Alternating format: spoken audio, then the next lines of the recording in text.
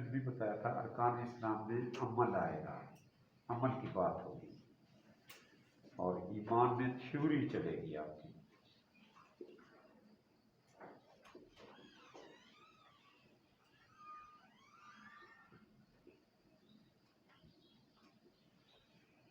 یہ دیکھیں یہ سارے عمل ہیں، اور اسلام جو ہے وہ اجتماعیت کا دین ہے۔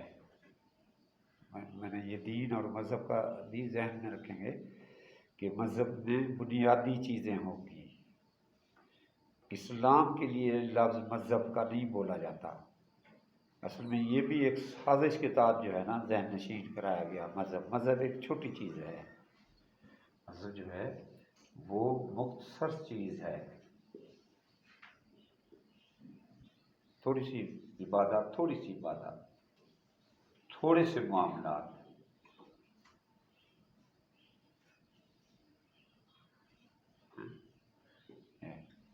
اخلاقیات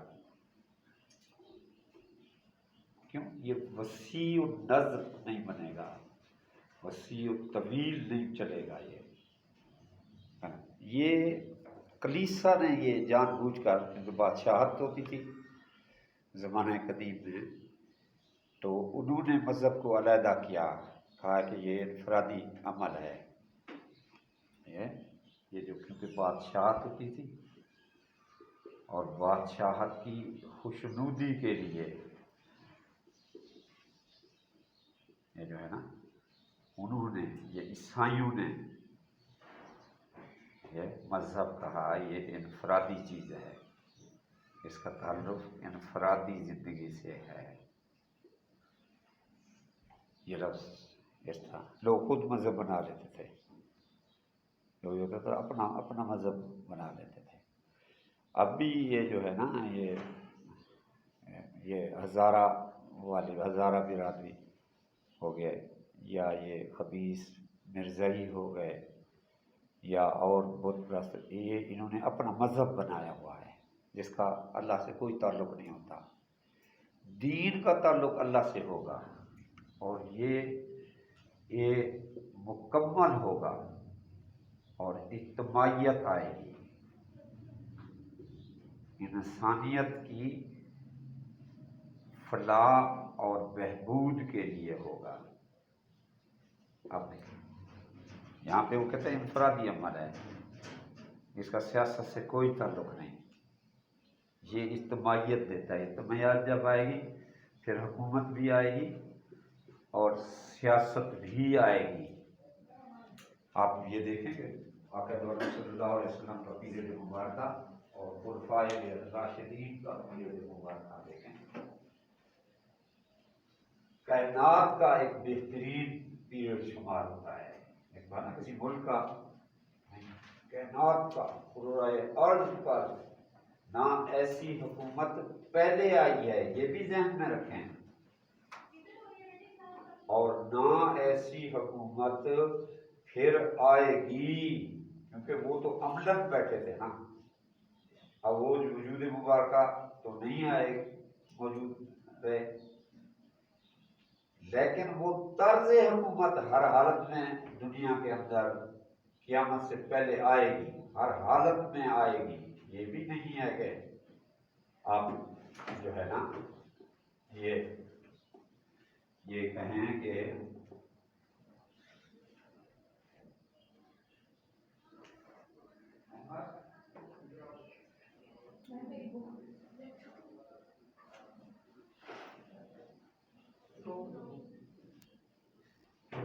دکشی پڑ گیا۔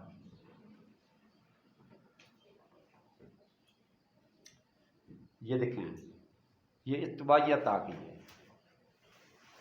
جب اجتماعیت آ جاتی ہے اس وقت درخت بن جاتا ہے۔ یہ دیکھیں اب ہر کوئی اس سے فائدہ اٹھا رہا ہے، انسان بھی اٹھا رہے ہیں، حیوان بھی اٹھا رہے ہیں، پرندے بھی اٹھا رہے ہیں، سارا کچھ جو ہے اجتماعیت میں چلا گیا۔ دین اسلام جو ہے وہ اجتماعیت کی طرف لے آتا ہے، جس دیکھیں آپ کی نماز، یہ حکم ہے جماعت کے ساتھ پڑھیں، انفرادیت سے اجتماعیت کی طرف آ گیا۔ حکم ہے کہ ہر حالت میں جماعت کے ساتھ پڑھیں، کہ ورنہ آقا دو عالم صلی اللہ علیہ وسلم کا فرمان مبارکہ ہے، میرا دل چاہتا ہے کہ میں جا کر ان لوگوں کے گھروں کو آگ لگا دوں۔ اب یہ اجتماعیت دبدبہ طاری کر رہا ہے کفر کے اوپر، دبدبہ طاری کر رہا ہے نماز نہ پڑھنے والوں پر۔ یہ اجتماعیت اقامت صلاۃ کو قائم کر رہا ہے، یہ نظام ہے باقاعدہ۔ اب دیگر مذہب دیکھ لیں، آج کے پڑھے لکھے جاہل بھی یہی بات کریں گے آپ کو۔ آپ انہیں کہیں نا جی نماز پڑھیں، کیوں نہیں پڑھتے؟ جی یہ تو میرا اپنا معاملہ ہے۔ یہ شیطانی وسوسہ ہے، ہمیشہ یاد رکھنا۔ وہ کیسے تمہارا اپنا معاملہ ہے؟ یہ تو اللہ کا حکم ہے، ٹھیک ہے؟ کہ جب وجود ہی اس کا ہے تو پھر آپ کی کیسے منشا چل سکتی ہے کہ ہمارا یا تو ہمارا وجود ہو، ہماری ملکیت ہو، ہم کہیں یہ جی کان یہاں سے توڑ کے میں یہاں پہ لگا لیتا ہوں، یہ ناک میں یہاں سے توڑ کے میں ناک کو یہاں پہ لگا سکتا ہوں۔ جب آپ وجود کے مالک ہی نہیں ہیں تو کیسے آپ کی منشا چلے گی؟ منشا صرف اللہ کی چلے گی اور کسی کی نہیں چلے گی۔ جس وقت آپ اللہ کی منشا کے آگے ٹکرائیں گے پھر تباہ و برباد ہو جائیں گے۔ میں عام طور پر کہتا ہوں کہ انسان کی تباہی اس وقت شروع ہوتی ہے جس وقت وہ یہ سمجھتا ہے کہ میں ہوں، یہ لفظ استعمال کرتا ہے، تباہ ہونا شروع ہو گیا۔ جس وقت میرے اندر، آپ کے اندر یہ بات دماغ کے اندر بیٹھ جائے کہ میں ہوں، تباہی شروع ہو گئی اور گرتا جائے گا۔ یہ بھی نہیں سنبھلتا جائے گا، گرتا جائے گا، دفے ہو جاؤ، آخر کنویں کے اندر جا کر گرے گا، یا خودکشی کرے گا یا کتے کی موت مرے گا۔ کیوں؟ وجود تو ہے نہیں ہمارا۔ ابھی بول رہا ہوں، خدا نہ کرے خون کے سرکٹ میں ایسے ذرا سا رکاوٹ آ جائے، فالج ہو جائے گا۔ آؤ چلاؤ مرضی اپنی۔ تو یہ دین اجتماعیت کی طرف لا رہا ہے۔ آپ یہ نہیں دیکھیں، 4 فرض ہیں، آپ اس کو نہ 3 کر سکتے ہو نہ 2 کر سکتے ہو۔ ظہر کی نماز، آپ کہیں جی مجھے اللہ سے بہت محبت ہے، میں اسے 5 فرض کرتا ہوں۔ نہیں، آپ کہیں جی میں اسے 3 فرض کرتا ہوں۔ نہیں، دین اللہ کا ہے اور اللہ کے منشا کے مطابق چلنا پڑے گا، یہ بھی یاد رکھیں۔ اس میں ہماری عمل یا دخل اندازی نہیں ہوگی، جیسے اللہ چاہتا ہے ویسا چلنا پڑے گا۔ نماز اجتماعیت، اللہ کے توحید کا اقرار، اللہ کی بندگی کا اقرار، عبادت کا مجموعہ، عبادت کا مغز،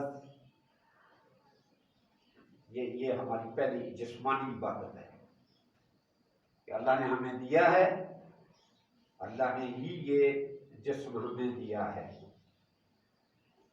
خدا نہ خواستہ ہم پیدائشی ہی کسی چیز کے عیب میں آ جاتے ہیں تو کیا کر سکتے ہیں آپ؟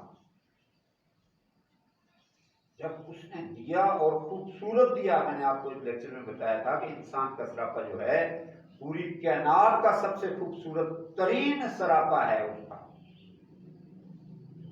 اس کا وجود دیکھیں، شیشے میں کھڑے ہو کے وجود کو دیکھیں، کائنات کا خوبصورت اور چیزوں کو بھی آپ دیکھ لیں، ہرن کو دیکھ لیں، تتلی کو دیکھ لیں، گلاب کو دیکھ لیں، پہاڑوں کو دیکھ لیں، درختوں کو دیکھ لیں، آسمان کو دیکھ لیں، یہ جو سراپا ہے انسان کا جو سراپا ہے یہ سب سے احسن تقویم دروشی پڑھیں اللہ صلی اللہ علیہ وسلم۔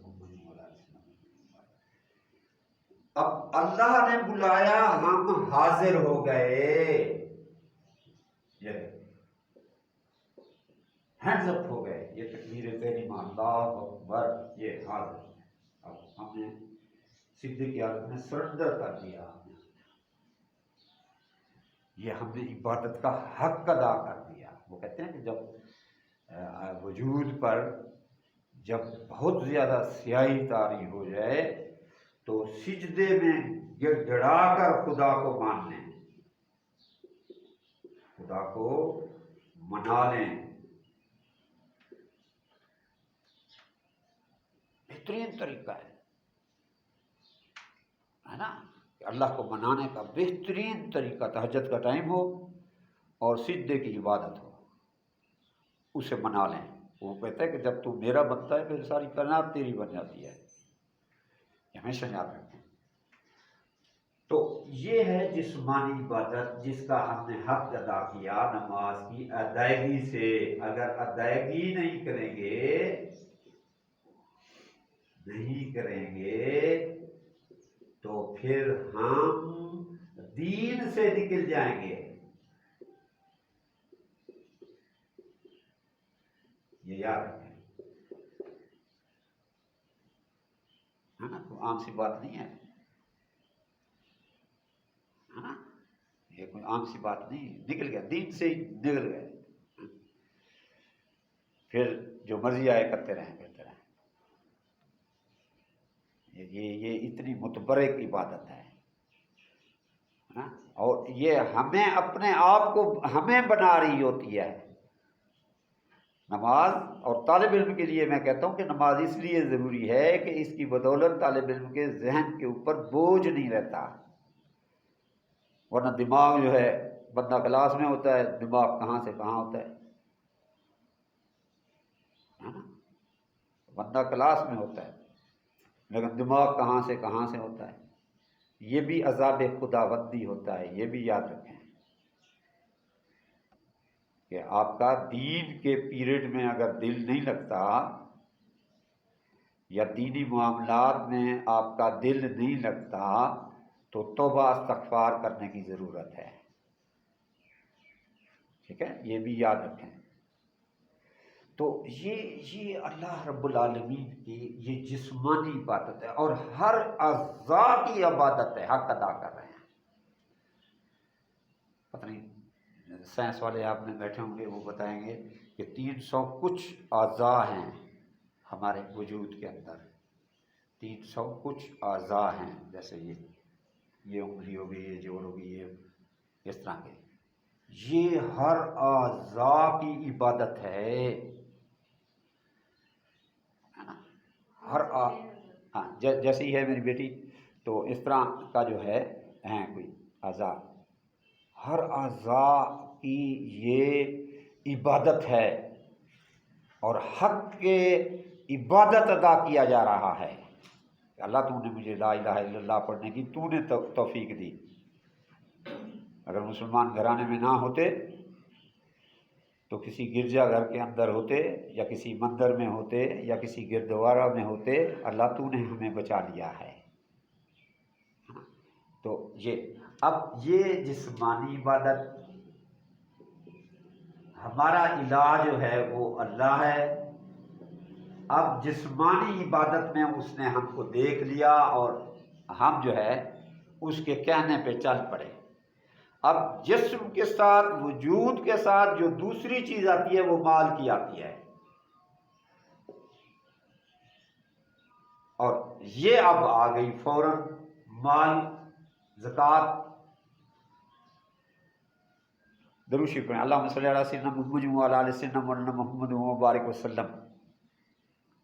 یہ اب مالی بات، زکوٰۃ کے بیسک معنی جو ہوتے ہیں بڑھوتری کے ہوتے ہیں، اضافہ کے ہوتے ہیں، مال کی پاکیزگی کے ہوتے ہیں، اور ہر اضافی چیز جو ہوتی ہے وہ نقصان دہ بن رہی ہوتی ہے،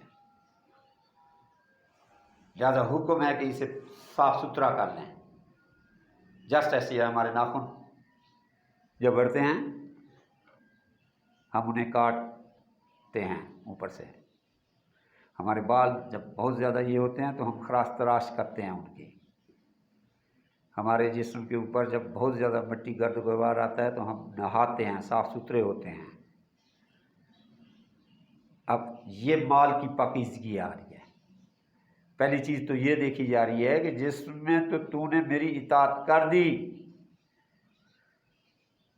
کیا تیرے دل کے اندر مال کی محبت تو نہیں آ گئی کہ تو دعویٰ تو کرتا ہے میرا الہ کا،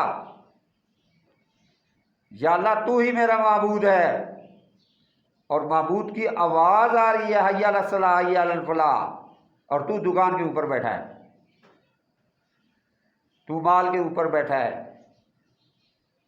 کیا تیرے دل کے اندر مال کی محبت اتنا زیادہ اجاگر ہو گئی ہے کہ تجھے خیال نہیں آ رہا؟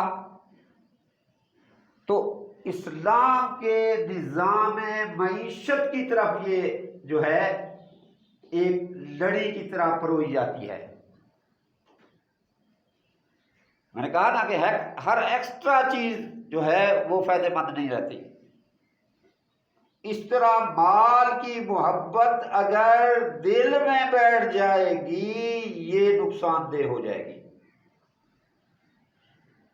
ہوس پیدا ہوگی، لالچ پیدا ہوگی